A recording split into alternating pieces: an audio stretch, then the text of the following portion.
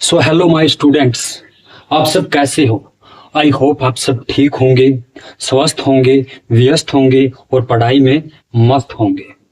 दोस्तों, आज की क्लास कुछ डिफरेंट होने वाली है, जो कि आज की क्लास में हम कुछ पढ़ने वाले नहीं हैं।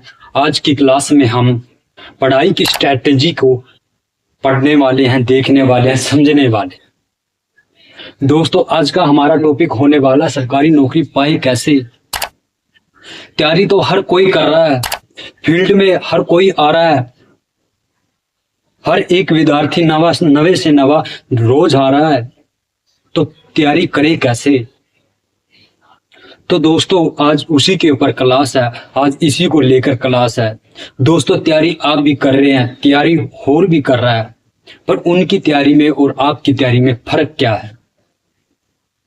दोस्तों, फर्क सिर्फ इतना है क्योंकि उन्होंने शेड्यूल बनाया हुआ है और आपने सिर्फ जो मन में आया, जो जी करा, वो किताब उठा ली, वो चैनल खोल लिया और उससे वीडियो देखने लगे, वो टॉपिक पढ़ने लगे और कभी उस चैनल से पढ़ लिया और कभी उस चैनल से वो टॉपिक पढ़ लिया।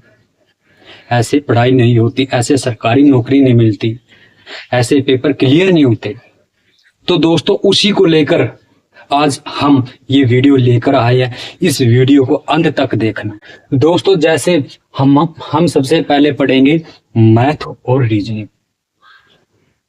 मैथ और रीजनिंग हम पढ़ने वाले हैं सबसे पहले, क्योंकि दोस्तों मैथ और रीजनिंग ऐसा सब्जेक्ट है, कोई भी लेवल का पेपर हो उसमें मैथ और रीजनिंग एक ऐसे सब्जेक्ट हैं जो कि जैसे 15 नंबर का रीजनिंग आता है, 15 नंबर की मैथ आता है।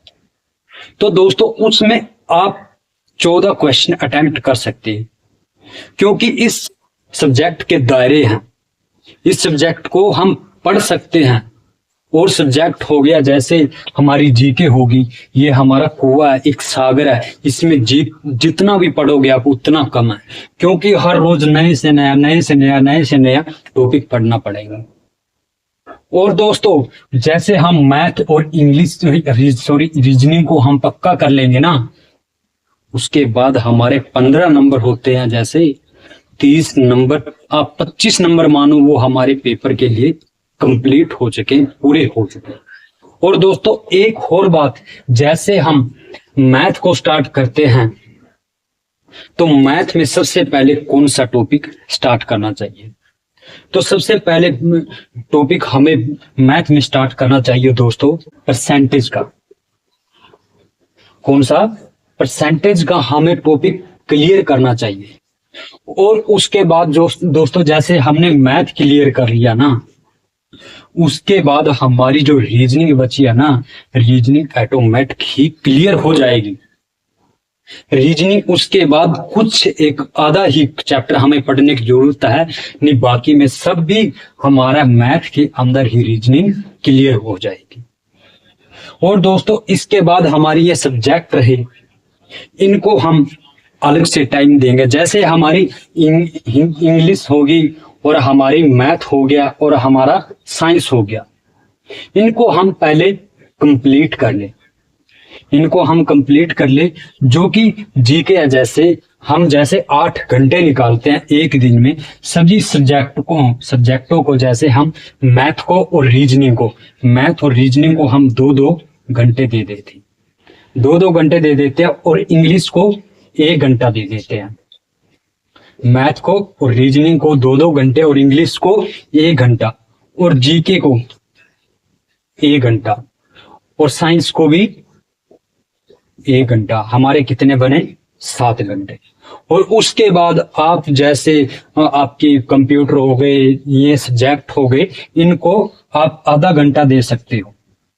और उसमें आपने दोस्तों, जैसे 2 घंटा हो गया ना, इसमें आपको 15 मिनट या 20 मिनट का आपको रेस्ट भी लेना, क्योंकि हमारा माइंड ऐसा होता है कि जिस माइंड से हम पढ़ रहे होते हैं, डीप से पढ़ रहे होते हैं, तो माइंड में बहुत प्रेशर पड़ता है। उसके लिए हम 15-20 मिनट के लिए हमें रेस्ट करना पड़ता है, जो कि माइंड को रेस्ट मिले।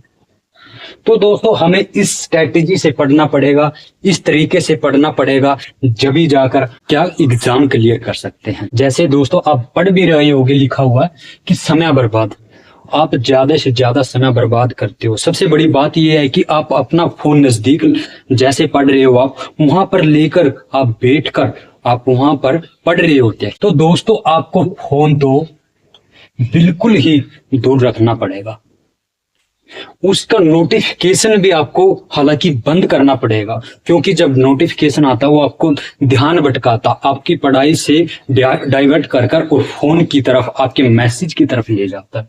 तो हमें फालतू का समय बर्बाद नहीं करना है।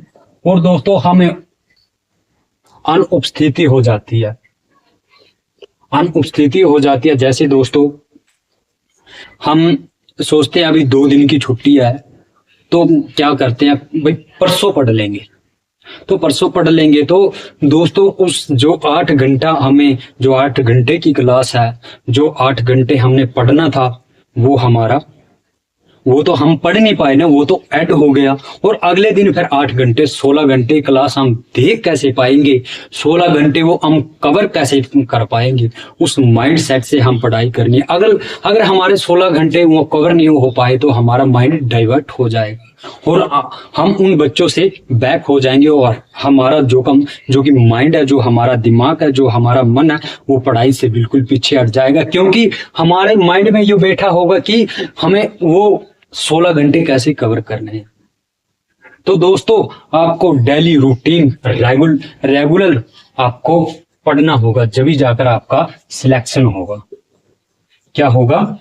जब ही जाकर आपका सिलेक्शन होगा। और उसके बाद है आपका फोकस।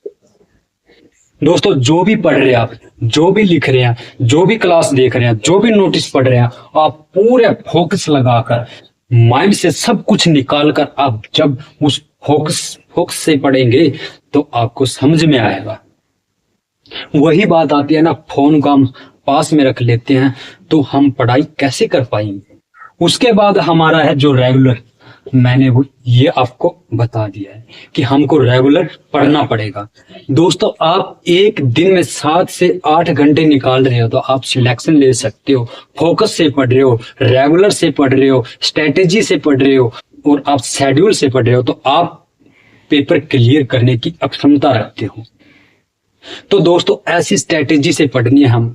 हमने उस भीड़ से निकलना है, उस दुनिया से निकलना, उन बच्चों से आगे निकलना है। तो दोस्तों ये वीडियो कैसी लगी है आपको, इस वीडियो को कमेंट बॉक्स में कमेंट करके जरूर बताना।